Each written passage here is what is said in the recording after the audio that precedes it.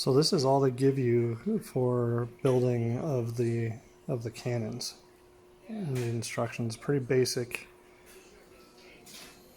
Some of the parts, and so I'm going to modify this to match some of the things that I've found online, because as you can see here, it's really basic, not a whole lot to it.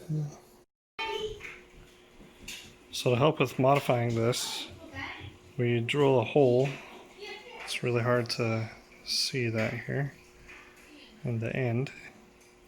And then on the pair of tweezers is a wire. And looks like that. Made by twisting the wires across that really small drill bit to make a really strong loop there. To make the wire hoops, I use this 26 gauge wire bought at Harbor Freight. Price on here says $3.99, but they're usually always on sale for half price, so this was like $2.50 roughly after tax and whatnot. And need your forceps, I guess, some tweezers, and the drill bit. We start with a small piece of wire, kind of bend it into a loop like that. And once you have it in the loop, you lock it into place with the forceps here. Then start twisting it with your diameter of drill bit or whatever you're using in order to make your hoop, your loop. So here you can see as it's being twisted, it tightens that that loop up and makes a nice small ring for you. So here you can see we have our little loop, and it's pretty much done. You just cut it to the length that you need, and you can install it. Each cannon, I believe, will need 4 or 6 of these. We'll see as we progress. Alright, so after we add that ring and glue it in that hole we drill, we should have something that looks like this, one for each side.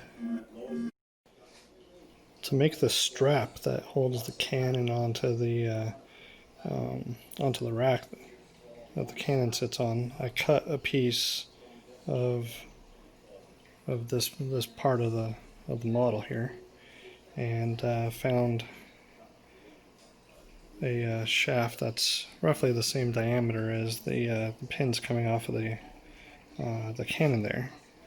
And if this will focus, what I've done is bent it around that to get the curve that I need, and then I will straighten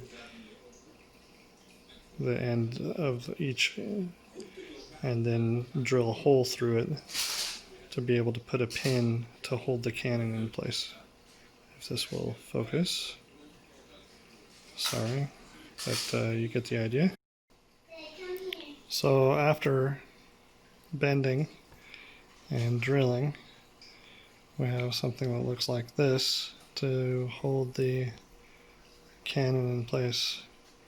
I know the holes aren't lined up and all because the drill bit dances around quite a bit on the metal there, but once you get it bent and drilled, it looks pretty good. So we'll need 2 of these for each cannon. Alright, so the rest of the cannon is pretty much straightforward on putting it together.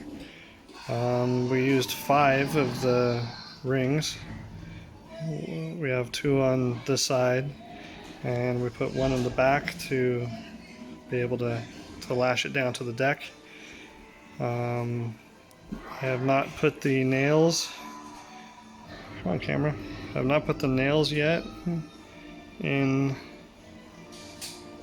these holes. So there's 2 nails here and 2 on here that we'll add, and we'll patina this and paint it all. This hole here will have a nail just for decoration purposes. And so we have this versus what the instructions just have is just the plain. There's no rigging for it or anything else. And doing it this way, we can add rigging to it.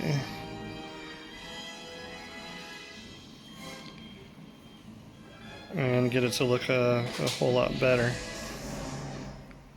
There we go.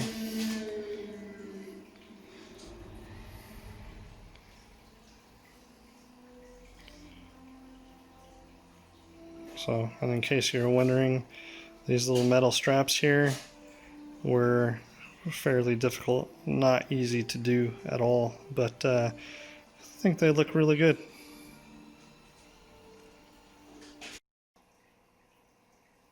Alright, here we have finished cannon versus one that's in progress. So each cannon takes 6 of the rings, the loops, these things here. And the cannon is finished with matte black, gray, and then dry brushing gold on it. It looks pretty good. Camera picks up a little bit more of the gold dry brushing than I thought it would, but here's one that's in progress. And the finished, I used tung oil on the wood.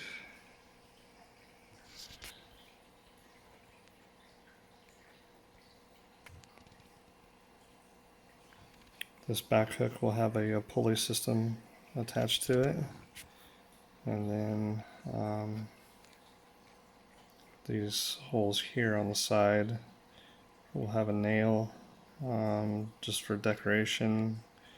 These holes up here also will, to hold the metal plate on, and there'll be another hook and pulley on the side to anchor it down to the deck. But all in all, pretty happy with that. Definitely a nice change compared to what the instructions have, which is just this plain old cannon. Not anything too exciting there, but this looks a whole lot better, and when it's in the ship it will look definitely a lot better. So you can see the transparency in here.